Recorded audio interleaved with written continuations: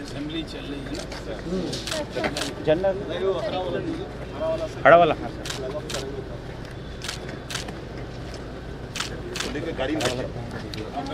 ये खड़ी रही है। बस ड्राइवर बैठ गया सर, थोड़ा और give a look this side everyone please. अरे तो इधर देखेंगे तो लगी नहीं रहा झंडा बहुत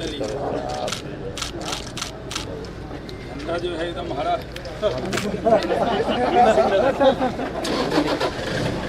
हम तो दिए सब बात आप ही लोग के लिए। और ये बहुत अच्छा अभियान है, आज़ादी का अमृत महोत्सव लेकर ये अभियान चला है।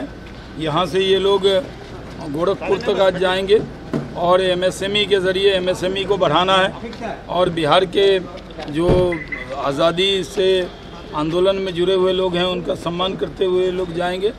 एमएसएमई सेक्टर में बिहार की अपार संभावनाएं उसको बढ़ाने के लिए काम कर रहे हैं। केंद्र और का एमएसएमई मंत्रालय और नारायण राणे जी से मिलकर बिहार का उद्योग मंत्रालय और क्या क्या काम एमएसएमई में हो सकता है उसको हम लोग करने जा रहे हैं। बहुत सुंदर कार्यक्रम किया है। आज़ादी के अमृत महोत्सव में हम लोग भी 75 मेला लगा रहे हैं जिसमें उद्यमी हैं उनको बहुत मौका मिलेगा और भी बहुत से कार्यक्रम हम लोग कर रहे हैं। तो यहाँ के डायरेक्टर प्रदीप जी को और उनकी पूरी टीम को हरेंद्र जी जो उस यात्रा के लेकर चल रहे हैं उनको बहुत बधाई दे। कब मेला लगेगा सर? वो तो लग रहा है डेट दे देंगे, सबका लिस्ट है। ठीक लाओ भाई गाड़ी। तुरंत स्वीकार किया था क्योंकि आज़ादी का अमृत महोत्सव है और अमृत महोत्सव में पूरे समाज की भागीदारी होनी चाहिए। उस भागीदारी में खासकर एमएसएमई में जो समाज के लोग जुड़े हुए हैं, लघु उद्योग से लोग जुड़े हैं, उन सबको भी आपने यहाँ पे बुलाया। कई चेहरे दिख रहे हैं और सबसे बड़ी बात है कि जायसवाल जी दिख रहे हैं और वो बीमार थे पिछले दिनों से। मैं जब पिछली बार उनके यहाँ क्लस्टर देखने गया था, बड़ा कार्यक्रम हुआ था, उसके बाद से वो कल परसों ही हमसे मिले। इन सब बल्ला जी बीमार थे। अच्छा, चलिए सब लोग स्वस्थ हों ऐसी कामना है। एमएसएमई में बहुत संभावनाएं। एमएसएमई को अगर आप देखें तो रेली पटरी से शुरू होकर अब इसका रेंज 250 करोड़ तक चला गया। तो यही बिहार के लिए अगर सबसे बड़ी संभावना हो सकती है तो एमएसएमई में हो सकती है, यानी लघु उद्योग में हो सकती है। यहाँ लघु उद्योग भारती के लोग भी बैठे। मैं अच्छी बात है कि अपने बिहार के लोग बहुत बड़े हृदय के होते हैं। मैं भारत सरकार में जब काम करता था तो मैंने कभी नहीं देखा टीआर बालू को नॉर्दर्न इंडिया घूमते हुए। दिल्ली आए, पार्लियामेंट अटेंड की, फिर चेन्नई चले गए। मैं उनसे कई बार कहता था कि आप नॉर्दर्न इंडिया क्यों नहीं जाते? हम लोग कोचिन जाते थे, तमिलनाडु जाते थे, जयललिता जी को इनवाइट करते थे। डीएमके का भारी झगड़ा रहता था। आपको याद होगा एक कार्यक्रम में उन्होंने चेन्नई एयरपोर्ट के उद्घाटन में जयललिता जी आई, मेरे से बातचीत की, पीएम को रिसीव किया, बोला मैं हम कार्यक्रम में आ रहे हैं, गाड़ी में बैठी बाहर चली गई क्योंकि सीट डाइस प्लान बदल गया। टीआर बालू ने इतना झगड़ा था कि सीट डाइस प्लान में प्राइम मिनिस्टर के साथ जिस डिपार्टमेंट का, पता नहीं बिहार में तो प्रोटोकॉल बहुत फॉलो होता नहीं है, जिस डिपार्टमेंट का मिनिस्टर होगा पीएम के बाद उस डिपार्टमेंट का मिनिस्टर बैठेगा, उसके बाद राइट में गवर्नर बैठेगा, फिर कोई बैठेगा। तो उन्होंने हमसे कहा कि तमिलनाडु में कहाँ बिहार के लोग हैं, आप तो, मैं कलीग हूँ, मुझे बैठने दो। मैंने कहा ये पीएमओ तय करेगा। बस उन्होंने मुझे चेंज करा दिया। जयललिता मेरे बगल में बैठने को तैयार थी लेकिन वो बालू के बगल में नहीं तैयार, तो वॉकआउट कर गई। इतना झगड़ा होता है। प्रोटोकॉल एक बड़ा विषय है। मैं प्रिविलेज कमेटी में रहा हूँ सेंट्रल पार्लियामेंट, और तो मैं देखता हूँ कि साउथ के जो लोग होते हैं वो अपने स्टेट के लिए बहुत सोचते हैं। हम बिहार के लोग बड़े हृदय के लोग हैं, क्योंकि हमारा राज भी बना रहा है। चंद्रगुप्त मौर्य, शुक्र, इन सब ने पूरे देश दुनिया पे राज किया है। तो जो अधिकारी हैं, HP सिंह जी भी बिहारी हैं, RK चौधरी जी भी बिहारी हैं। इनका ननिहाल है परवत्ता में, मेरे ही लोकसभा क्षेत्र में। हम सब पता करके बैठते हैं। और जब MSME में काम मिला है, तो जब भी मुझे प्रदीप जी मिले थे, मैंने कहा प्रदीप जी ये कलम मिला है, सबको नहीं मिलता है। इस कलम से ये सबके हाथ में नहीं आता है, ये भाग्य से आता है। कई बार मैं सोचता हूँ मैं बिहार क्यों आया, मुझे भी नहीं मालूम था कि मैं बिहार आने वाला हूँ। न मेरे परिवार में किसी को मालूम था, न मेरी पार्टी में मालूम था, न बिहार के किसी नेता का रोल है मुझे बिहार लाने में। एक ही व्यक्ति का रोल है, वो मेरे नेता नरेंद्र मोदी जी का। उनका आदेश हुआ और पार्टी अध्यक्ष जी ने हमको खबर किया कि आपको बिहार में। तो जो मेरे दोस्त हैं वो भी कंफ्यूज हैं, ये क्यों आए। जो दुश्मन हैं वो भी घबराते हैं, ये क्या करने आए। तो हम यहाँ उद्योग लगाने आए, बिहार में जो नहीं है वही करने आए। कई लोग कहते हैं क्या पैमाना होगा, मैंने कहा कोई पैमाना नहीं है, मेरे भाषणों पे मत जाओ। हम तो नेता आदमी हैं, हम बोलेंगे। तो पार्टी के प्रवक्ता भी हैं, पार्टी का कहीं चुनाव होता है तो वक्ता भी हैं, स्टार कैंपेनर रहते हैं। हमारा भाषण सुनने कोचिन में पटना से ज्यादा लोग आते हैं, और तुम चिदम्बरम में भी सुनते हैं। वो मैं अपनी तारीफ नहीं कर रहा, मैं आपको सिर्फ बता रहा हूँ। वो नहीं है कि कितने लोग आए, लेकिन जितने लोग आए वो ग्रहण कर ले जो बात हम कर रहे हैं। बात ये है कि बिहार में उद्योग कैसे लगे, MSME में ही संभावना है। मैंने कहा ना, रेडी पटरी से लेकर मुख्यमंत्री युवा उद्यमी योजना जो नीतीश कुमार जी ने शुरू की, वो बहुत अच्छी योजना है। उसमें 10 लाख हम देते हैं, 5 लाख का लोन और 5 लाख ग्रांट, 0 इंटरेस्ट पे। वो 10 लाख रुपए मिलता है तो 10 लोग रोजगार में लग जाते हैं। मैंने जाके कई जगह देखा है कि वो 10 लाख में कुछ अपना भी लगाता, अपने घर में 10 मशीन लगाता, 10 लोगों को काम मिल जाता, उनके घर की औरतें काम में लग जाती हैं। तो 4000 हम दे रहे हैं, इसमें 8,000 अगर हम दे रहे हैं तो 10 लोग मिल गए रोजगार, 8 पंचे 40, यानी 5 साल में 4 लाख हो जाएगा ना, अगर 10 को रोजगार मिलेगा। और यही अगर हमने मुख्यमंत्री जी से अनुरोध किया थोड़ा बढ़ा दीजिए, लगता है हमने कल असेंबली में भी परसों कहा था, अगर ये बढ़ जाता है, अगर डबल हो जाए तो सीधे 8 लाख। आप समझिए एक ही योजना। कई लोग कहते हैं मंत्री जी 19 लाख रोजगार कैसे देंगे। हमने कहा अभी तो हम एक योजना बताते हैं, उसमें 8 लाख गिना देंगे। उसके बाद बड़ी बड़ी फैक्ट्रियां खुल रही हैं, इथेनॉल से लेकर टेक्सटाइल से लेकर।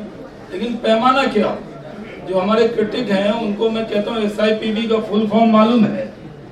मैंने एक पत्रकार से कहा कि जो नेता बयान दे उद्योग में क्या हो रहा है, उससे पूछिए SIPB क्या होता है, पता ही नहीं।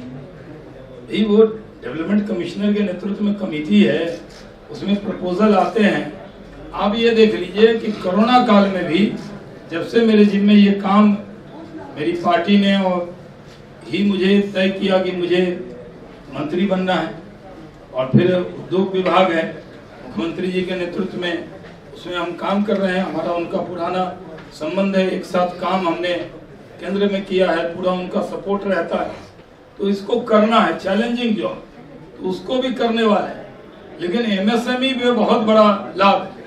प्रदीप जी हमारे बहुत अच्छे ऑफिसर थे, और जब से मैं उद्योग विभाग में आया हूँ तो डायरेक्टर इंडस्ट्री का डेथ हो गया।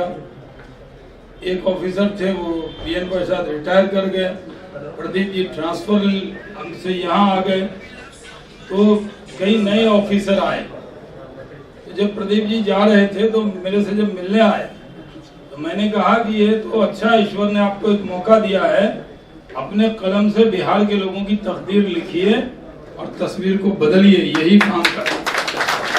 लोग इसी काम में लगे हुए हैं और उसमें आज़ादी का अमृत महोत्सव है। आज़ादी के बारे में जो अमृत महोत्सव में सब चीज बताना है। आजकल ये लोग क्या समझते हैं? आप लोगों में से रानी झांसी का नाम तो सब जानते हैं ना? कोई है जो नहीं जानता रानी झांसी का नाम? लक्ष्मीबाई का नाम जानते हैं ना सब, लेकिन कित्तूर रानी चेन्नम्मा का नाम जानते हैं आप में से बड़े बड़े विद्वान बैठे नहीं जानते। कित्तूर की रानी थी चेन्नम्मा। वो कर्नाटक में वो रानी झांसी से भी कम उनका बलिदान नहीं था, लेकिन हम लोग लिमिटेड जानते अपने मोहल्ला का। बिहार में तो एक और देखता हूँ, जो विधायक होगा जात का जो वीर होगा उसी को मूर्ति लगा देगा।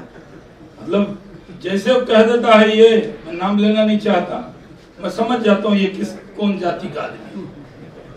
उससे ऊपर उठना हो, जाति से, जिला से, राज्य से ऊपर उठना होगा तो देश के लिए काम करना। और इसलिए पीछे बच्चे बहुत जॉली मूड में है लगता है। हम भी जब किसी नेता को सुनने जाते थे ऐसे बतियाते थे, जब इनकी उम्र के होते थे। इनका इंटरेस्ट आजादी का अमृत महोत्सव नहीं, तो बताना होगा कि कितना बलिदान है। रोड पे चलने की आजादी है। अगर जाइए तो लोग, अगर लाइन तोड़ दी जाए एयरपोर्ट पे तो लोग नाराज होते हैं कि भाई ये नेताजी पहले क्यों जा रहे। तो ये अधिकार किसने दिया? बहुत से लोगों ने बलिदान दिया होगा तो ये अधिकार मिला। लेकिन हम लोग जानते हैं गांधी जी, पटेल जी, मौलाना आजाद, नेहरू जी, उसके बाद जितने गांधी बाद वाले हुए उनको जानते हैं।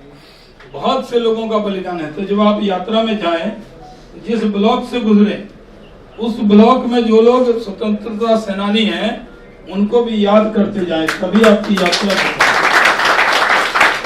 ये अच्छा काम होगा। अब कई बार लोग जानते नहीं, जो बच्चे कहेंगे कि हम यूपीएससी में टॉप कर गए जी, कोई कहेगा बीपीएससी में कर गए हम, उनके ब्लॉक में कितने स्वतंत्रता सेनानी हैं इसकी लिस्ट भी नहीं मालूम होगी, क्योंकि हमें भी नहीं मालूम होती। जब जैसे आप मुंगेर के हैं तो मुंगेर के आपको कितने फ्रीडम फाइटर, कोई बहुत बड़ी लिस्ट नहीं होती, याद करना चाहिए। ये मतलब नहीं है कि अगर आजादी के वक्त में जिन लोगों ने जो बड़ा नाम था, जिनको पद मिल गए, जिनको भारत रत्न मिल गया, वो सब याद करने की बात है। लेकिन आजकल एक परंपरा बन गई है कि ऐसा लगता है कि एक परिवार ने आजादी दिला दी है। मैं युवा मोर्चा में था, यूथ विंग में 23-24 साल का था। उमा भारती जी हमारी प्रेसिडेंट थी, मैं सेक्रेटरी था। हम लोग गए थे पोर्ट ब्लेयर। तब हम लोगों ने मांग की थी कि इसका नाम बदल के वीर सावरकर एयरपोर्ट करना चाहिए। लेकिन वीर सावरकर को एक तस्वीर संसद में नहीं लगी थी। अटल बिहारी वाजपेयी जी के जमाने में जब सरकार बनी तो वीर सावरकर के नाम का पहला प्लेट किसने लगाया? एक बिहारी ने लगाया, शाहनवाज।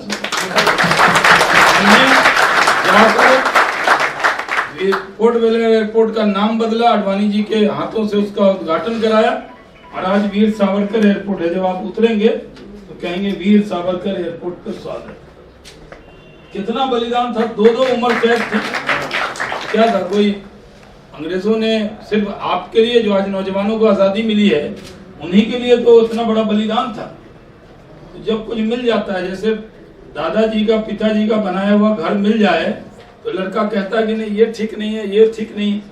अपना बना के रहो तो पता लगे। इसी तरह जो अधिकार मिला है वो किसी ने दिया है, इसको सब जगह बताना चाहिए। हर महापुरुष को जो आजाद, जो नेता वही होता है। नेताजी सुभाष चंद्र बोस को मैं अपना आइडियल मानता हूँ। आप देखिए कि उनकी सोच कितनी बड़ी। उनके 3 जनरल थे। नारा लगता था, लाल किले से आई आवाज, सहगल, ढिल्लन और शाहनवाज। मैं नहीं, कोई और शाहनवाज, जनरल शाहनवाज। उनका मजार वहीं है, वो जामा मस्जिद के नीचे। तो बड़े सोच लेकर चलते। जो अच्छा काम है, नेक काम है। आदमी बड़ा तब होगा जब दूसरा आदमी ये सोचे कि मैं जाति से ऊपर उठूंगा। तो मैं जाति से ऊपर उठूंगा तो मेरे व्यवहार में दिखे। आजकल तो कई नेताजी हैं, सारे बॉडीगार्ड उन्हीं के जात के, पीयून उन्हीं के जात का, ड्राइवर उन्हीं के जात का। सब दूसरे पर भरोसा नहीं। अगर तुम्हें दूसरे पर भरोसा नहीं तो दूसरे को तुम पर क्यों भरोसा? यानी आपको मैं इतने साल से रहता हूं, मैं सीआरपीएफ कवर हूं, मुझे पता ही नहीं होता मेरा बॉडीगार्ड कौन है। मैं उससे जाति पूछकर मेरी वो रक्षा करेगा। हम जहां से चुनाव लड़ते, मैं जिस विचारधारा से हूँ, उसमें तो मेरे जिस समाज में पैदा हुआ उसका वोट ही कम आता है। और हमारे बनाने में जो भागलपुर में ही रहा, आप समझिए, जहां कभी हिंदू मुस्लिम दंगा हुआ वहां में बीजेपी के सिंबल पर जाकर भागलपुर जीता। तो पता होगा कि उस इलाके में लोग कितना प्रेम करते। तो बिहार में हम इसी काम के लिए आए हैं कि यहाँ उद्योग लगे, रोजगार हो, बिहारी बिहारी बनकर कुछ साल काम करे। हमें सब चीज से ऊपर उठकर अमृत महोत्सव के वक्त में यही संकल्प ले लें कि बिहार को आगे बढ़ाना है।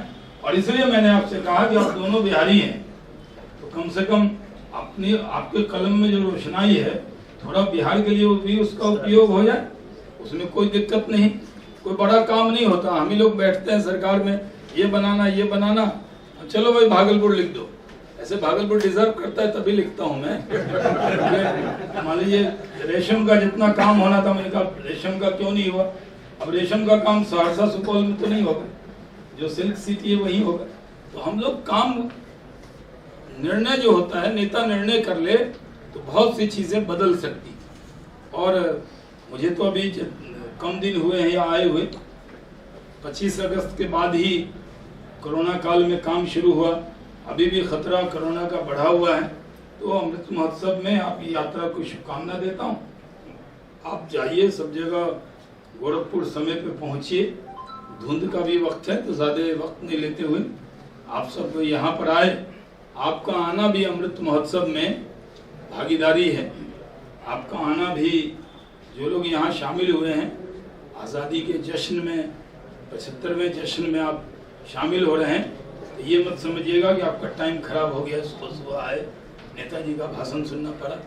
ये नहीं है। आप भी इसमें जो महायज्ञ है इसमें अपनी आहुति डाल रहे हैं यहाँ पहुँच के। आपका बहुत बहुत धन्यवाद। जय हिंद।